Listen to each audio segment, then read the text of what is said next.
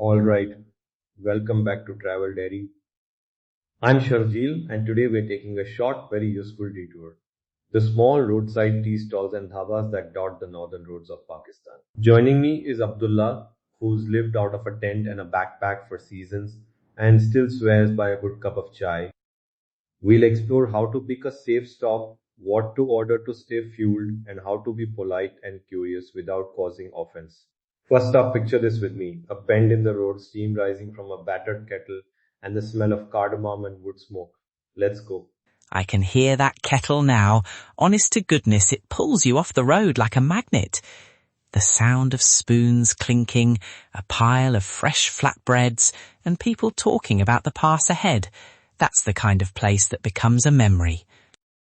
In the next 5 minutes, you'll get a simple rule of thumb checklist. How to choose a reliable stop, what low risk, high energy items to order, and quick hygiene checks so you stay well on the road. I'll also share short scripts you can use to greet hosts and ask about food, polite, local, and effective. First, spotting a reliable stop. Look for obvious signs of activity. Locals eating there, fresh steam from kettles, a pile of used plates that are being quickly cleared, and a visible cooking area. Busy usually equals freshly made food. Avoid places where food has been left sitting on a counter all day. And be cautious if water is openly used from unknown containers. If there's a sealed mineral water bottle available, that's a good sign. A tiny trick from camping life. Watch how they handle tea water. If you see a kettle that's clearly been boiled over flames and ladled out into cups on demand, the risk is lower. If they're prepping pulses or soups fresh, even better. That means food's cooked hot and fast. Keep an eye out for simple cleanliness. Hands washed between tasks, clean cloths to white plates, and separate chopping areas if possible. Now, what to order for fuel? For drivers and hikers, I recommend sticking to hot, simple things. Chai. Ask for it with milk if your stomach handles dairy, or plain boiled tea if you prefer lower risk.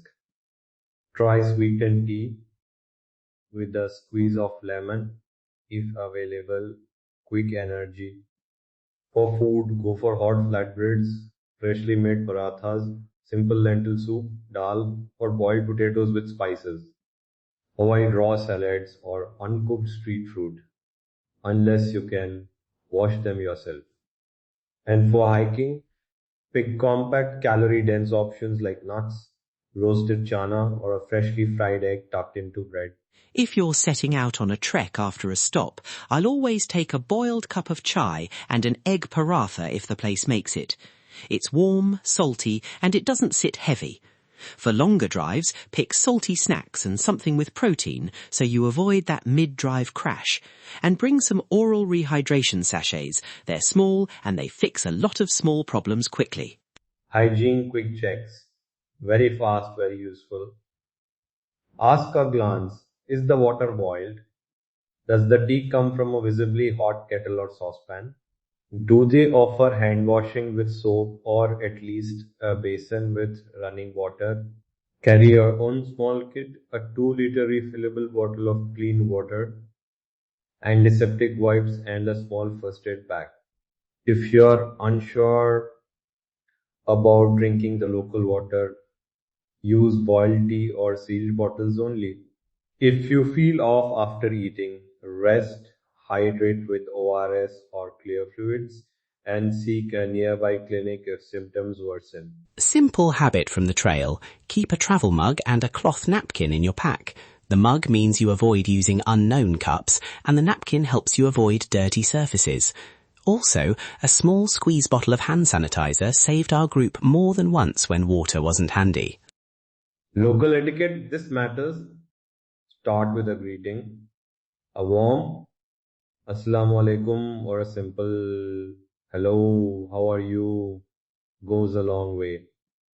Ask permission before sitting, and if there's any seating reserved for locals, step back politely. When paying, hand over notes with both hands if possible, and if the owner offers tea or a small snack, accept graciously. You are part of a shared moment. If you want to ask about ingredients, especially for allergies. Phrase it kindly. Does this contain nuts or is this very spicy? Most hosts appreciate the question. And for conversation starters, ask about the road ahead, offer a compliment about the food, or ask where their family is from. People love to talk about the hills and weather. It opens doors.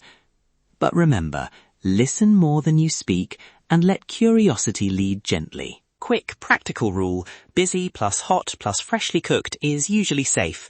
Busy plus sitting out food all day, use caution. And always tip with a smile. Even a small coin goes a long way in mountain hospitality. And if you pass my favourite kettle, tell them Abdullah sent you. Not for the fame, but for the extra paratha. Seriously though, keep curious, keep kind, and keep your mug handy. Safe travels up there.